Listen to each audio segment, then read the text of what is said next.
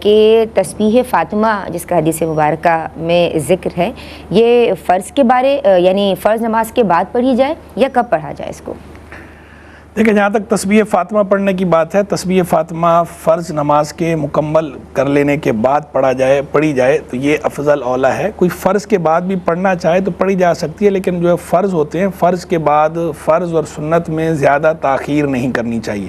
تو اس لیے جو ہے وہ حکم یہ ہے کہ ایسے اذکار کہ جو طویل ہوں تو انہیں فرض کے فوراً بعد نہ پڑھا جائے، پھر انہیں جو ہے وہ سنتوں کے بعد پڑھا جائے۔ یعنی یہ ان اذکار کی بات ہو رہی ہے کہ جن اذکار کے بارے میں باقاعدہ جو ہے وہ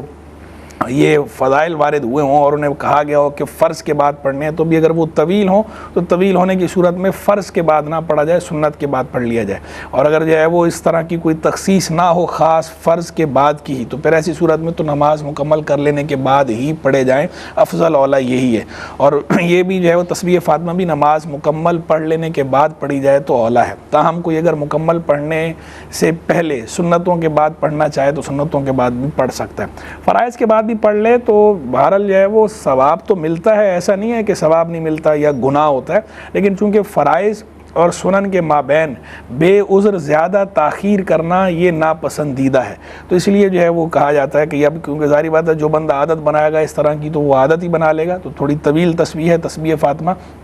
تو اس لیے وہ کوشش یہ کرے کہ فرض کے فوراً بعد نہ پڑھے، اس کے نماز مکمل کر لینے کے بعد پڑھے۔ معمولی تسبیح ایک جملے کی کوئی تسبیح ہے، وہ جیسے بعض اوقات جو ہے وہ ماتھے پہ ہاتھ رکھ کے پڑھائی جاتی ہے،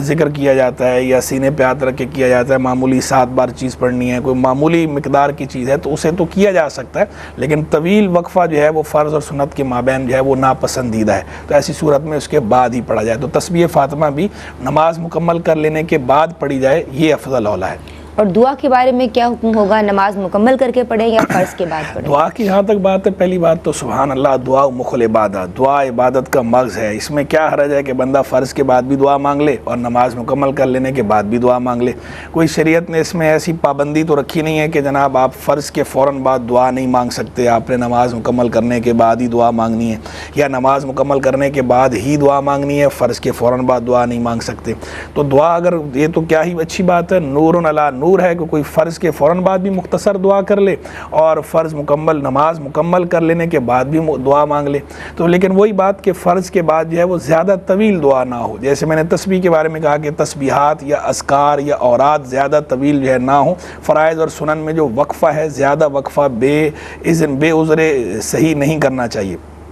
تو لہذا دعا بھی جو ہے وہ زیادہ طویل نہ کی جائے فرض کے فوراً بعد، لیکن مختصر دعا کی جہاں تک بات ہے تو وہ فرض کے فوراً بعد مختصر دعا مانگی جا سکتی ہے، اور خود جو ہے وہ احادیث سے ثابت بھی ہے۔ اور باقاعدہ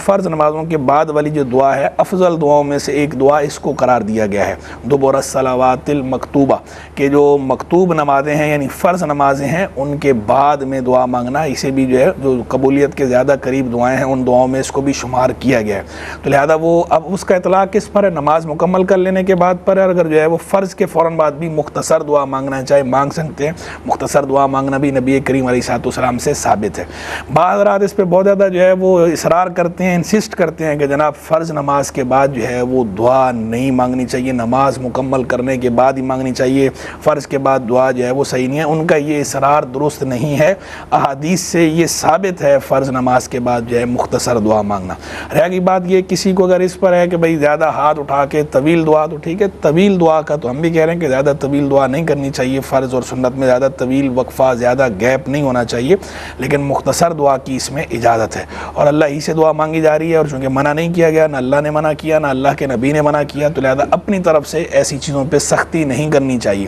جہاں شریعت کی طرف سے ممانعت نہ ہو تو خود سے اتنی سخت ممانعت نہیں کرنی چاہیے۔